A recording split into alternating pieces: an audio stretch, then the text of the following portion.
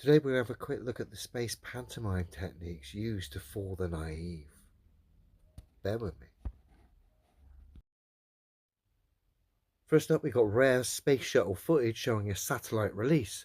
Problem is, when we look at this rare footage, we can see the satellite is nothing more than a model being lifted up by a cable, which is glistening here, which is of course what gives it away.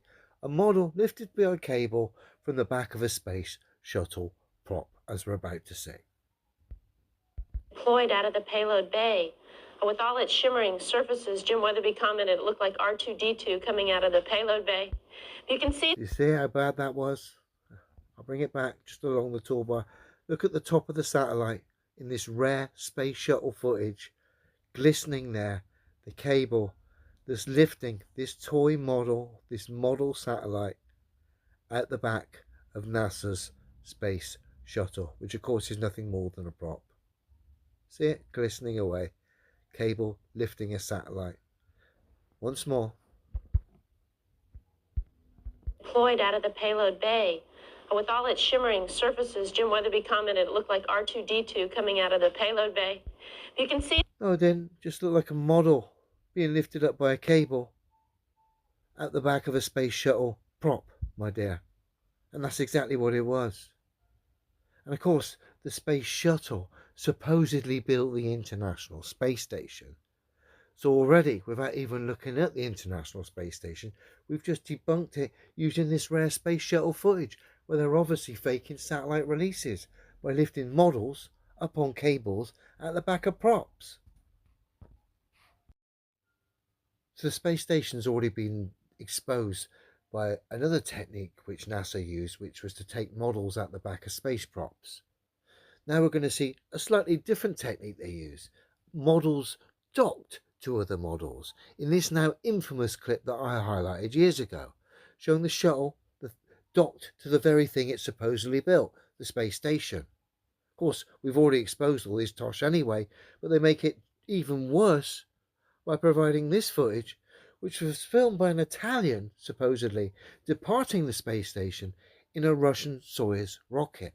So we've got America and NASA, and of course Russia and an Italian, all mixed up in this silly model fest pantomime. But look, zooming in on the obvious model docked, glued or screwed to another model.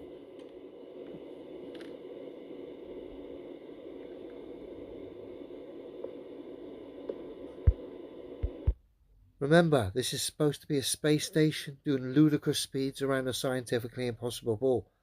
We've just zoomed in. It's a model screwed or glued to a space station model.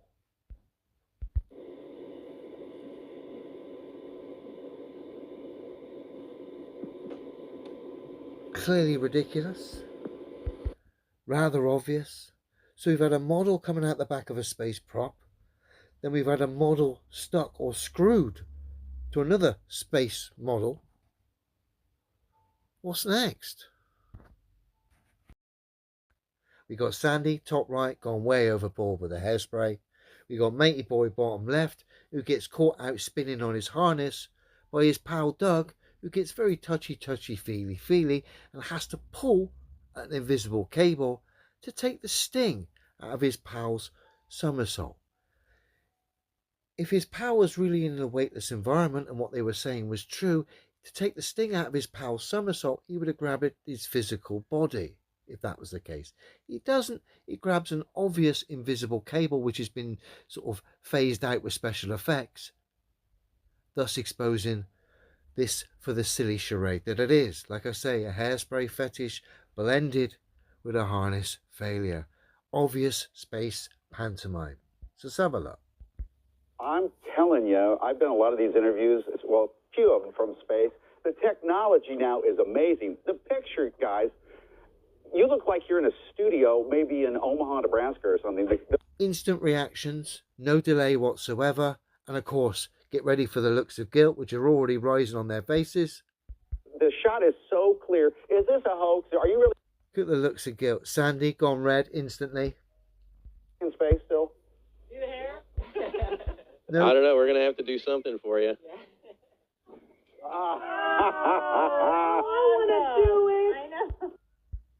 And Matey Boy's grabbing his harness there, taking the sting out of him.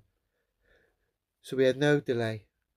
Obvious looks of guilt. Sandy's face went red. She's gone overboard on the hairspray. Matey Boy's tugging an invisible thing here, which of course is his harness, taking the sting out.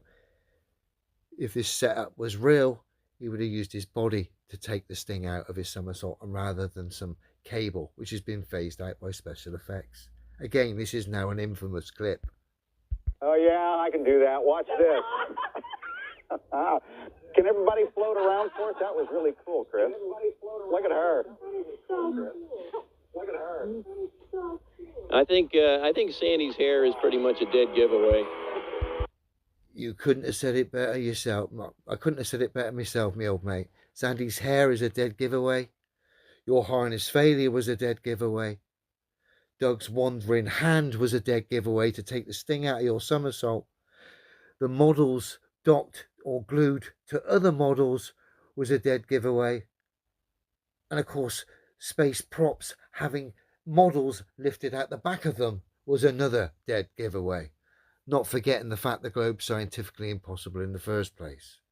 But of course, Tosh like this, like I've highlighted, actually fools naive individuals. They even cite it, some of them, as actual proof. Oh dear.